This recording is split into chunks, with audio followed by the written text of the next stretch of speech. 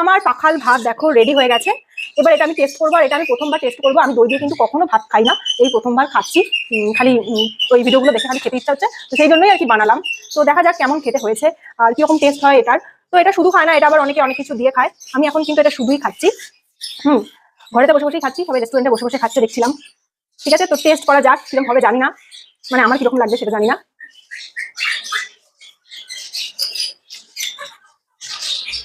Guys, এটা কিন্তু গরমে অসাধারণ একটা খাবার, খুবই ভালো লাগছে, সত্যি ভালো খেতে। ওই জন্যই সবাই বলছিল ভালো খেতে লাগছে, শান্তি লাগছে। হ্যাঁ, খেয়ে কিন্তু শান্তি লাগছে। এই কারি পাতা, লঙ্কা আর এই সর্ষের যে ফ্লেভারটা আসছে না, এটা দারুণ আসছে, সেই জন্যই ভালো লাগছে এত। অনেকে দেখছিলাম এর মধ্যে কাঁচা ধনে পাতা অ্যাড করে, ঠিক আছে। তো কাঁচা ধনে পাতা অ্যাড করলে কেমন লাগবে জানি না, শুধু এটাই ভালো লাগছে খেতে। আজকে খেয়ে বুঝলাম যে ওড়িশাতে কেন এটা খায় আর এটা কেন রেস্টুরেন্টে পাওয়া যায়।